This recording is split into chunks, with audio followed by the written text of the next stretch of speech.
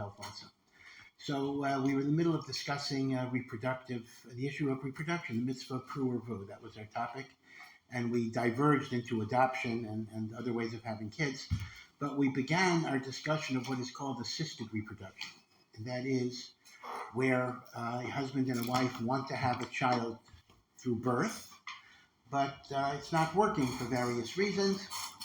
So the question becomes the various assisted reproduction techniques, whether it's artificial insemination, in vitro fertilization, surrogacy, egg donation, what we'll discuss like each of these different nikudas. But collectively, this is called assisted reproduction, and everything in this field has abbreviations, so it's often called ART. ART is Assisted Reproductive Technologies, ART. So question number one is, are you allowed to use assisted reproduction? Question number two is, if you are allowed, are you obligated to use assisted reproduction? Now, what's the issue? Are you allowed to use assisted reproduction? Why not? Well, some people make the argument, in fact, the Catholic Church makes this argument, that HaKadosh Baruch Hu, God created a certain natural way to have children by marital intercourse, in which there's ejaculation into the woman's body that fertilizes an egg, and the fertilized egg then travels into the womb, into the uterus, and grows for 9 months. Any attempt to circumvent or to augment or to change or to deviate from the normal process of reproduction, some have argued is an interference with HaKadosh Baruch Hu's plan, and therefore you're not allowed to second guess Hashem. If Hashem wants you to have kids, you'll have kids the normal way. Right? If Hashem doesn't want you to have kids, you shouldn't have kids. Now, people don't know that this is a surprising part of the Catholic Church theology. Everybody knows the Catholic Church is against abortion. And we're against abortion also. But fewer people know the Catholic Church is against in vitro fertilization, where you're having a baby. Now, even fewer Catholics listen to that one than listen to the abortion one. But the Catholic Church's argument is in vitro fertilization is not the natural way to have a child. It is therefore an interference with God. Now, Judaism rejects this idea. And the reason Judaism rejects this idea is because this idea posits an artificial distinction between what is natural, which comes from Hashem, and what is man-made, which comes from us, and we're somehow changing Hashem's plan.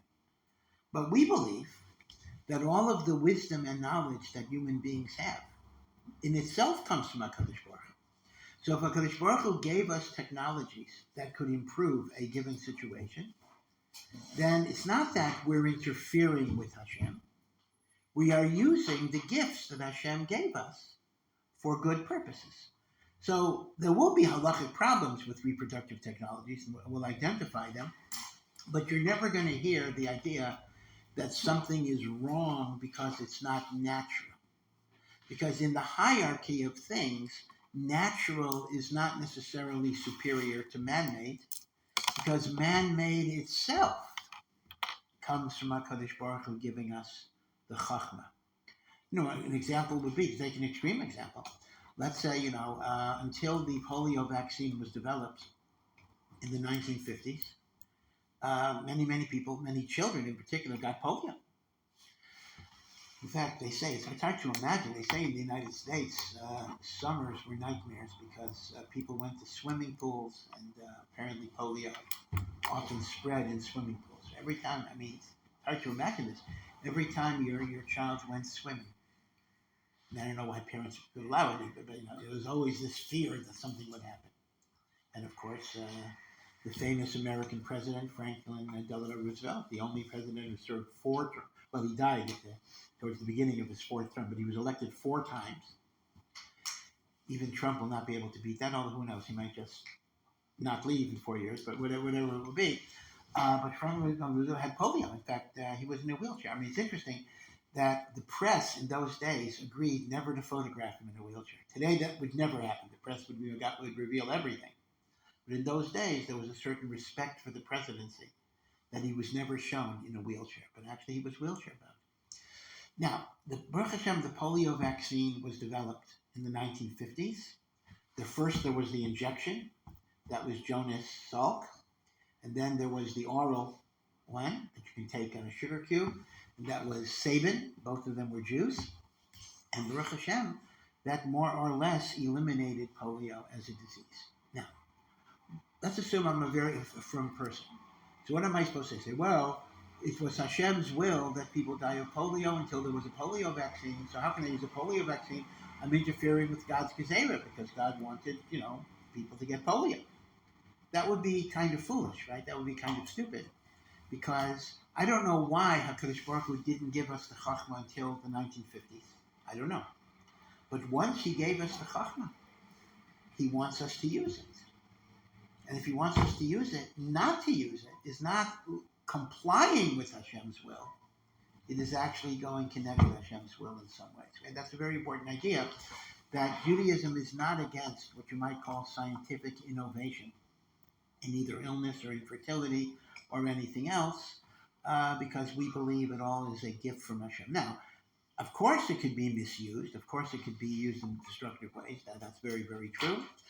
When human beings do things, they can do things in the wrong way. But that doesn't trafe up the idea of utilizing this innovation. Now, it is interesting that you could find maybe a counter voice. And let me give you a counter idea. That is, we know in the Torah, there are many laws about not mixing different species. I mean, meat and milk is one example in the kitchen, but I'm referring to things that are alive. For example, you're not allowed to breed two different types of animals. So it's forbidden to create a mule. A mule is a hybrid of a horse and a donkey. You're not allowed to make mules. You're not allowed to mate a horse and a donkey. You can ride a mule, you can use a mule if someone else made it, but you're not allowed to bring them together. That's one example. No interbreeding. Even in plants, there is such a thing. A lot of fruits are hybridizations of different fruits. For example, a nectarine is, I believe, a peach and an apricot. Now, once you have nectarines, you can eat them and you can even plant nectarines. But the hybridization, mixing material from the apricot and from the peach is a prohibition because the Torah says you're not supposed to mix things. Now, Ramban says the reason why you don't mix things is because when Hashem created every type of separate species, so the Torah says over and over again in Parshas Bereishis, Ki Tov, this is good, this is good, this is good. Hashem created the structure. Hashem created the hierarchy. Hashem created the order of things. We don't understand necessarily why there have to be, 100,000 types of beetles. We don't really know. But HaKadosh Baruch Hu has reasons for every little thing, the smallest little thing. And therefore the Ramban says when you try to create new forms of life, even though you have the power to do it, because Hashem gave us the power to make mules, but you're deviating from Hashem's creative plan of creation. So based on this idea of Ramban, one might argue against the use of reproductive technologies because Hashem gave a way that life should be created, and when you try to create different ways of making that life, one could argue it is similar in spirit to the anti-mixing laws. So one could invoke perhaps the Ramban as an authority against assisted reproduction, although it would only be by analogy. It's not the same situation. But Lamaisa Maharal actually argues with the Ramban. The Maharal says there is no, by the way, the Maharal of Prague was actually the Alter Rebbe's great-great-great-grandfather. Actually, direct Maharal is before the Baal Shem Tov, so we can't call the Maharal a chassid in that way. But he is what you might call grandfathered in, almost as an honorary chassid. Maharal actually argues with Ramban, and Maharal actually says there is no principle that you can't deviate from creation. That's part of what God made man to be in the image of God. And this is a Gezerah Sakosov. In other words, God segmented certain areas that we don't touch, like mixing or creating new forms of life. But outside of those areas, you don't generalize, and you actually permit. Okay. So our general rule is therefore going to be that assisted reproduction is permitted. It is not considered a violation of Hashem's divine ordering. So now, let's go to question number 2. If you have a Jewish couple, and the Jewish couple are religious, they want to keep halacha, and they've been married a number of years, and there are medical reasons, either from the man or from the woman or from both, why there is no pregnancy, and the doctors recommend in vitro, artificial insemination, whatever it would be, are they obligated? Meaning, yeah, they're permitted. Are they obligated to engage in assisted reproduction? Now, most of the time, religious couples want to do this, meaning they'll do whatever it takes. So usually, if they're allowed to do it, they'll do it. But sometimes not, because number one, particularly on the woman, it can exact a very, very significant physical toll. There's hormones and all sorts of drugs that are given. There are surgeries that might be involved. So is a woman mechuyev to go through all of these surgeries and hormones in order to have a child? So it's interesting that Rav Shlomo Zalman Auerbach did paskin an interesting idea. He said that even though there's a mitzvah of pru'urvu, the commandment of pru'urvu is only to have a child, to try to have a child in the normal way. There is no obligation to engage in painful and invasive technology. So in a sense, therefore, the decision of a couple to proceed with superovulation or all the different things, which we'll talk about in more detail, is really up to the couple. Halacha will not require them to go through this very difficult process. By the way, it's physically difficult. It is also psychologically very, very, very difficult in terms of a marriage in which you hope every month, and then something doesn't happen, etc. So therefore, halacha basically says that this is left up to the couple. This is left up to the couple. They are permitted to treat this aggressively, and they are also permitted to have the attitude that I will just rely on Hashem to give me what I need. I'm not mechuyav, as it were, to engage in all of the advanced technologies. Okay. Now, we started talking about, I'm sorry, your question? Does a man still fulfill the obligation of pru'urvu if he has kids through assisted reproduction? Yes, we'll talk about it, but it actually depends which assisted reproduction, but as long as he is the biological father, as opposed to sperm donor, then yes, he does fulfill pru'urvu. Okay, so the first reproductive technology we talked about last week, just to review it very quickly, is actually one of the earliest. It's over like 100 years old. It's pretty old. And it's relatively low tech, and that is simply the use of artificial insemination, in which sperm is injected in the woman's body, and fertilization actually occurs in her body. Fertilization occurs in absolutely the normal way, but the sperm is delivered via a syringe as opposed to an act of sexual intercourse, right? That's artificial insemination. Now, I mentioned, I'm going to review because just to get a sense of something new, that artificial insemination can be with a sperm donor called AID, or it can be from the husband himself, and that's called AIH.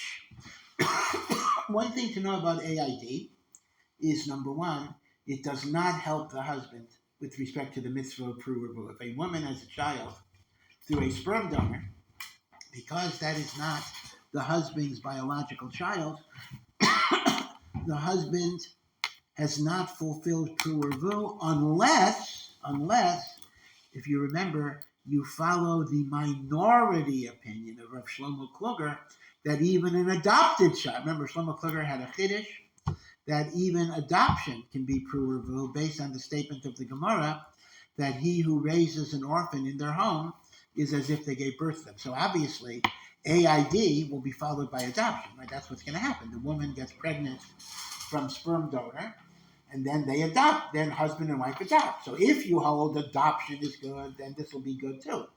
But as I say, Rav Shlomo Kluger's opinion is a minority of one. No other poskim agree with that.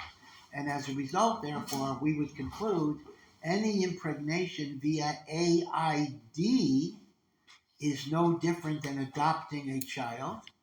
Well, from the father's perspective, I mean, from the mother's perspective, it's her child, no question. But from the husband's perspective, it is an adoption. So it's not going to help the husband in terms of the mitzvah of pruervu. But nevertheless, it is, the woman is giving birth and they raise the child from birth. So emotionally, it can be a very satisfying thing. But what is the question of AID? So you'll recall I had mentioned the big machlokas, the Satmar Rebbe and Rav Moshe Feinstein. The Satmar Rebbe said if a woman is impregnated by a sperm donor, that is halachically adultery. She is not allowed to stay married to her husband. And the child that is born from that insemination is a mamzer, like a child born out of female adultery, who cannot marry a regular Jew, only a converted Jew or a mamzer or the like. So according to the Satmar Rebbe, you'd avoid AID like a hot potato, like a very hot potato, because it would be catastrophic. Rav Moshe Feinstein took a very, very different view. Rav Moshe Feinstein took the position that there is no adultery in the absence of sexual intercourse, and insemination is not sexual intercourse, it's just a syringe, number one. And by the same token, there is no law of mamzer in the absence of intercourse. So therefore, the problems that the Satmar Rebbe had, Rav Moshe says do not exist. But Rav Moshe did say the husband is not fulfilling the mitzvah of pruervu. That much is there. And Rav Moshe identified another issue, a different issue with sperm donation, and that is the potential for future incest many years later. Incest of half siblings. Because remember, sperm donors are often repeat givers. And what's going to happen is, sperm donor, his sperm went to impregnate woman one who has a daughter, and then his sperm goes to impregnate woman two that has a son. Son and daughter have different mothers, but the same father. 20 years later, brother marries sister, half-brother marries half-sister without even knowing about it. And if this sounds far-fetched, it actually has happened already more than once. So Rav Moshe Feinstein says the main problem with sperm donor is not adultery or mamzer. The main problem with sperm donor is potential incest further down the road. Now, because that's the only problem, it's not an adultery problem and it's not a mamzer problem. It's only potential incest down the road. Rav Feinstein then said an astounding proposition that this would only be a problem if the sperm donor was Jewish. It would not be a problem if the sperm donor was not Jewish. And the reason is, surprisingly, that if a non-Jewish person impregnates a Jewish woman, the non-Jewish person does not have a paternal relation to the offspring. And therefore, sperm donor who inseminated woman and got a son, and then inseminated a second woman and got a daughter, since the boy and the girl do not share the same mother, and their father is not Jewish, this is quite amazing. They are not halachically related to each other. Now, biologically, they're half siblings, and a lot of the bad stuff of incest, physically, medically, could still be there, increased retardation, other things. But halachically, there's no sin. Therefore, Rav Moshe Feinstein said, if a woman very much desires to get pregnant, and the only option is sperm donation, it is important that the sperm donor be a non-Jew rather than a Jew. Because if the sperm donor is a Jew, there is a potential of future incest of half-siblings. If the sperm donor is a non-Jew, there is no potential of half-incest halachically. because the non-Jewish father does not have paternity over his Jewish offspring. You see? Now, Rav Moshe then said that since in the United States, and really almost every country in the world except Israel, most of the population is non-Jewish, so you can assume, based on the principle, that whenever you have an unknown quantity, you assume it comes from the majority rather than the minority. You can assume that all sperm will normally be halachically assigned to the non-Jewish majority, and therefore in the United States, a woman could be safely impregnated with anonymous donor sperm. In Israel, it may be much closer. Well, in Israel, it's probably almost certainly the case that a majority of the sperm donors are Jewish. I mean, not religious Jews, and therefore there would be a problem. Everyone understands Rav Moshe's position on this. So, as I indicated, the Satmar Hasidim were very, very angry over this, and they especially found it very offensive that Rav Moshe seems to be advocating that Jewish married women get impregnated with semen from non-Jews. Well, Rav Moshe was not encouraging it. He said it just as a last resort, that this is the only way a woman could get pregnant, and it's emotionally very, very important to her. But still, it was a matter of great controversy, and many, many rabbis in Israel are absolutely against the use of donor sperm. Of course, in Israel, you also have the problem that it comes from a Jew, but even if it came from a guy, they say it's even worse spiritually. How could you allow spiritually a woman to be impregnated deliberately with non-Jewish sperm? Okay, so that's the main issue with AID, and that's why I would have to say that in the religious world, AID is almost never done because of these reasons, because of the some are choshesh for the Satmar Rebbe, adultery and mamzer. Some are choshesh for Rav Moshe Feinstein's problem of secret incest of half siblings, and in all cases, they don't want to use non-Jewish sperm to kind of contaminate the Jewish woman. So AID is not going to be used. The one controversial area, and this is where I ended last week, is AID for single women. Donor sperm for a single woman. Now here, you don't have an adultery problem because she's single, right? So you don't have that problem. But many poskim are against that idea because you don't want to encourage a way to have children outside of marriage, because that might undermine the incentive to get married, and therefore that was considered to be improper. Again, it's an interesting thing. It's not so clear that it's prohibited. It's not clear what avera is being done if a single woman gets inseminated with donor sperm, but it is something that is against the overall hashkafa, the overall philosophy of the Torah itself. Okay, so that's kind of what you need to know about AID. Now let's talk about the artificial insemination that doesn't have any of those problems, and that is the artificial insemination of the husband's sperm, AIH. Now you may ask a very simple question.